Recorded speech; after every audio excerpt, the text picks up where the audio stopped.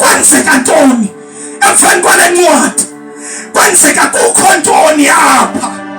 Yintoni ebangela kube nje? Yabe incwadi ithini? Ithi iBhayibhile ndehla ndanyuka wakhangela umhlaba wonke, wathi xa ikhangela akaboni nomnye umuntu ongayivula incwadi. Uthi ndajonga phasi kwesizwe andabona muntu, ndajonga phansi komhlaba andabona muntu. Ingelosi ezazinamandla zaxakweni nokuvula amatywina. Ndajonga phansi kwamanzi akukho muntu, ndajonga phansi komhlaba akukho muntu, ndajonga phansi kwamanzi akukho muntu. Uthi emveni kwale nto engabona ukuthi akho muntu ongandisizayo, ndaqala ndalila isikhalo sikaYohane singenyamezelekiyo. Enemibuzo, ingaba yintoni ebangela ubomi bethu bube nje? Ingaba yintoni esifihlakeleyo? Ingaba yintoni ebangela kungabi lula? Ingaba yintoni emosha ubomi bami? Ingaba yintoni eyenza ilife yami ibe nje? Isikhalo esingenyamezelekiyo, kungekho ongamncedayo. Ithi iBhayibhile wehla wajonga phansi kwamanzi. Ndithetha nabantu namhlanje ebusuku abanesikhalo esifanayo nesikaYohane, abathi ndiyalila, ndinemibuzo entliziyweni yami. Yintoni emosha ubomi bami? Yintoni emosha ilife yami? Akho ndawo endingayihambilanga.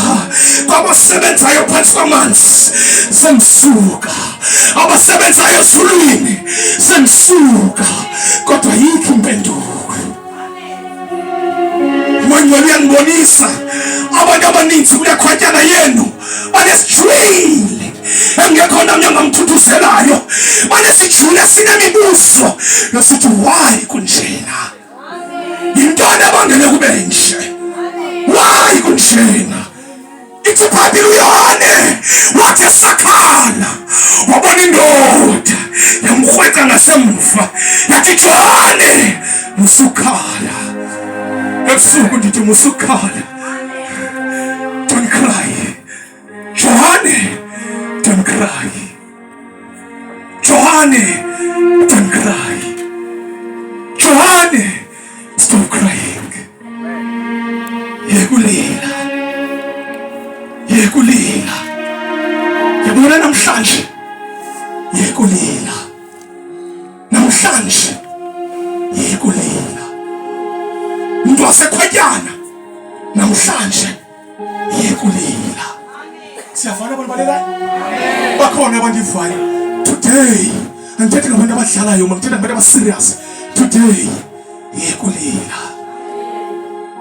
Kodwa namhlanje iitshefu zenyembezi ziyagqityeliswa amakhaya amaninzi namhlanje. Most yabantu ebebelana ngazo inyembezi bevuka ngazo yavana namhlanje.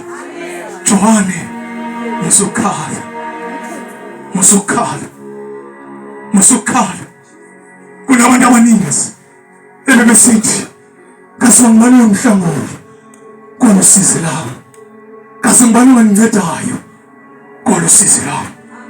Intshumayelo ithi iBhayibhile, intshumayelo ndabona abuququdiso okanye ingcinezelo enkulu eyayisenzeka emhlabeni. Owayenamandla okanye owayenegunya wayecinezelo ngenagunya. Ithi iBhayibhile aba babecinezelwa ubomi babo babusesandleni babacinezeli babo. Namhlanje ngithetha nohlobo labo bantu abacinezelwayo, ngithetha nohlobo labo bantu abaqudiswayo. Ithi iBhayibhile isandla sabo yaba babecudiswa sasingena mthetheleli, sasingena nceda, babejonge phezulu, bejonge phansi emhlabeni besithi asibambani ongandincedidayo komsizi lami, asibambani ongandihlangulayo komsizi lami. Ngoba nditsho nabantu befemeli abakwazi ukundinceda, nditsho nabantu bokuhlala abakwazi ukundihlangula. Johane musukhala, Johane musukhala.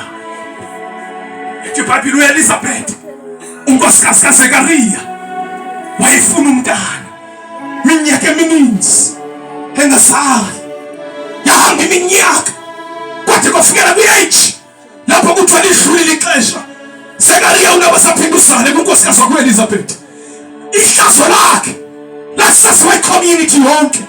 Wonke umuntu wakwaJuda wayemazi u-Elizabeth ukuthi ngulamama umfazi womLevi onguyidlolo, ungulamama ongazaliyo. Ihlazo lakhe lalingagqibelanga ukwaziwa nguyedwa.